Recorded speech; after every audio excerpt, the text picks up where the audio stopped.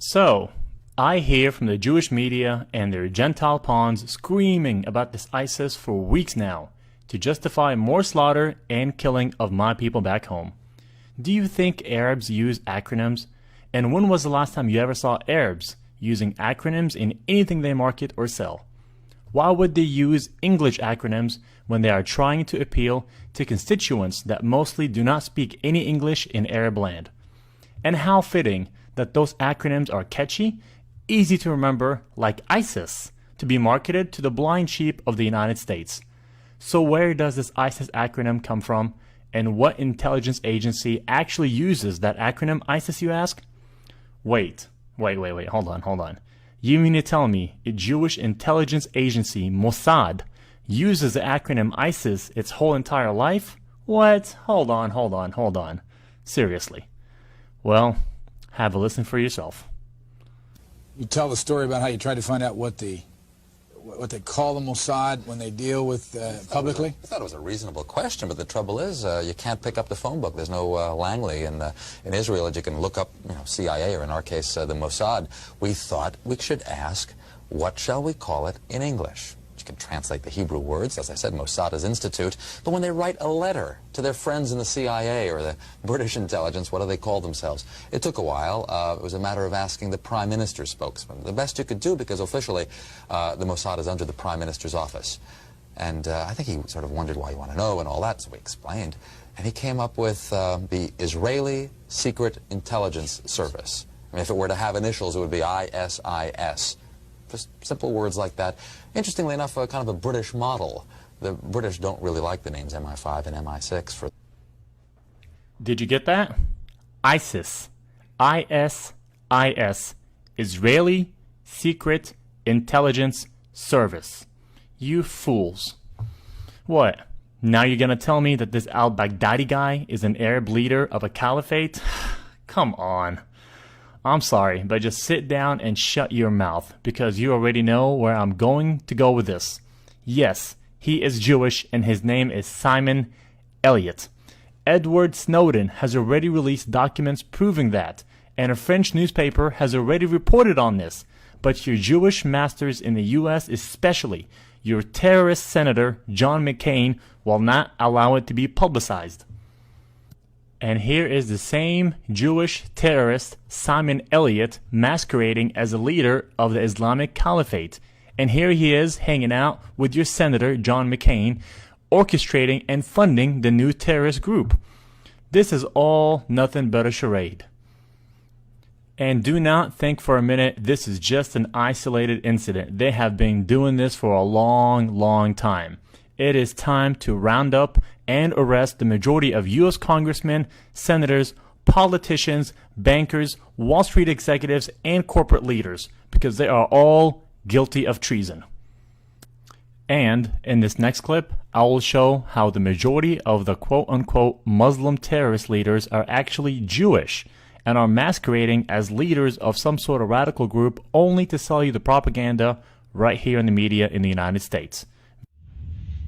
Adam Gadon, the so-called American al-Qaeda who proclaimed himself the media maven, if you will, for al-Qaeda, and was helping to produce a lot of these so-called al-Qaeda videos that were all over the internet that made al-Qaeda look really bad and made the Muslims look bad. Should you fail to comply in full, we will deem it sufficient justification to continue to fight and kill Americans. Come to find out, Adam Gadon's real name was Adam Perlman. And not only was he, in fact, Jewish, he was the grandson of a member of the board of the Anti-Defamation League.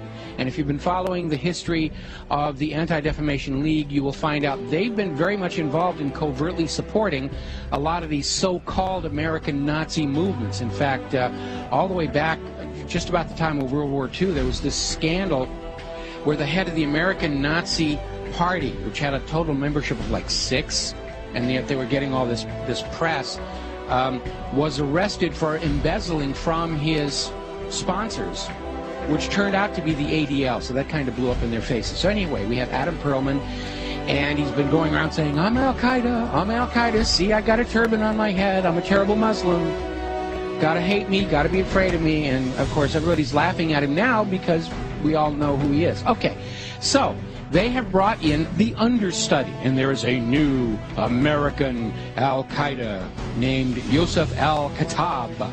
Ooh, big scary name, and they've got a picture of him out there where he's holding all these guns and knives, and he's dressed up like a wannabe Rambo, and he's scowling at the camera, and he supposedly has this website with things in it, like pictures of the Statue of Liberty with an axe buried in the back of the head.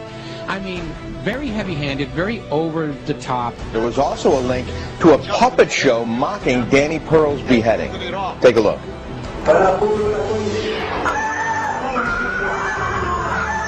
Oh, that's awful. You know, just looking more like a movie prop than anything else here.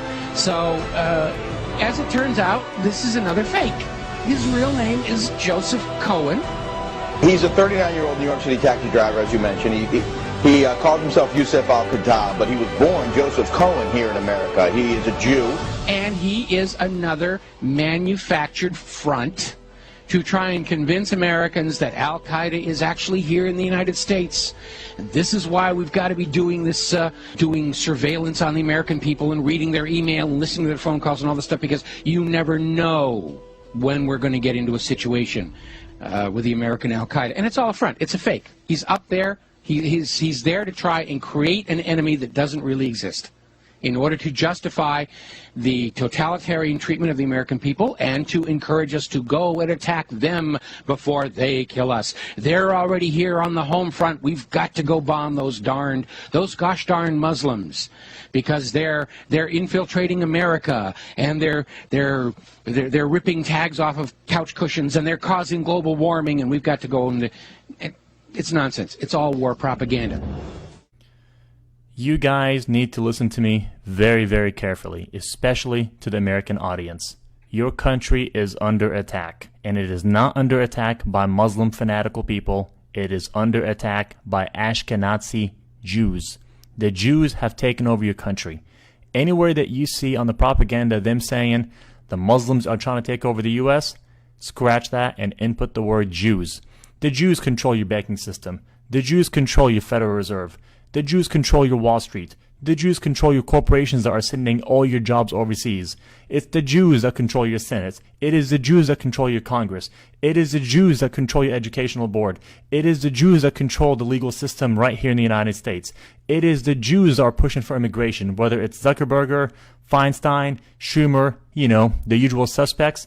It is the Jews that are coming after you for gun control, for the final piece to call checkmate on you and your nation.